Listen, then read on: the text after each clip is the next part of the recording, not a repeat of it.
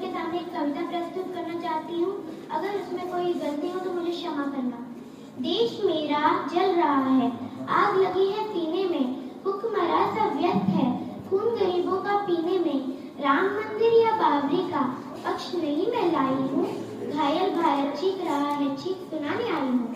महोदय, दर्द दर्द से दर्द गुजरने लगता है जब मेरी आंखों के सामने ताज, पुलवामा, छत्तीसगढ़ में शहीद हुए जवानों के शत विशत शरीर के अजरे टुकड़े, रेत के टीलों से ऊपर जाती लाशों के ढेर और कश्मीरी खून से सनी लाल रंग की सड़कों के दृश्य सामने आते हैं।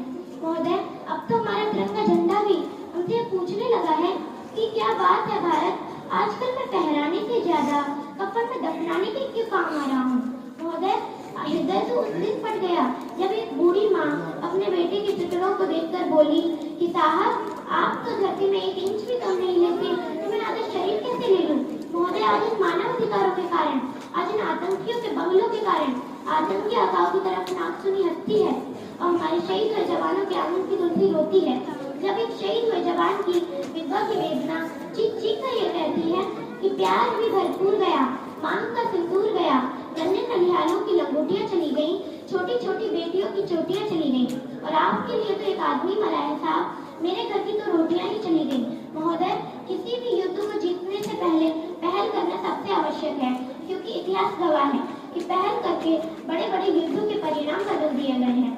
परंतु आज इन मानव अधिकारों के कारण हमारे देश के कुछ जवान इस ड्यूटी पर खड़े होकर भी पहल करने से डरते हैं, क्योंकि महोदय, भविष्य में हमें कटघरे में खड़े होने का डर सता रहा होता है। वो ये जानते हैं कि चाहे एक उग्रवादी की राइफल से निकलने वाली गोली को यह तय करना पड़े या ना पड़े कि वो किसको लगेगी, लेकिन सेना की राइफल से निकलने वाली हर गोली को यह निर्णय लेना ही पड़ता है कि चाहे वो किसी दोषी को लगे या ना लगे, लेकिन किसी निर्दोष को नहीं लगनी चाहिए। अगर ऐसा हुआ तो ना तो हमें ये समाज छोड़ेगा और ना ही ये दिल का ताल बनाने वाली ये मीडिया हमें छोड़ेगी, क्योंकि महोदय, फूल को श्रृंगार तो ये मुमकिन नहीं और एक वीर को झंकार तो ये मुमकिन नहीं। जो हाथ बांधे सेना के, ऐसे मानव अधिकारों का पालन संभव नहीं। महोदय, आज हमारे देश के हालात कुछ ऐसे हो गए हैं कि चिरागों को हवाओं में उछाला जा रहा है, हवाओं पर भी रोक डाला जा रहा है। अरे हम ही तो बुनियाद है आंतरिक सुरक्षा की और हमें ही नौकरी से निकाला जा रहा है। महोदय, जब पुलवामा में 44 जवान शहीद हुए, छत्तीसगढ़ में 76 जवान शहीद हुए, तो कोई भी मानव अधिकार की दुहाई देने वाला हमारे पक्ष में खड़ा नहीं हुआ।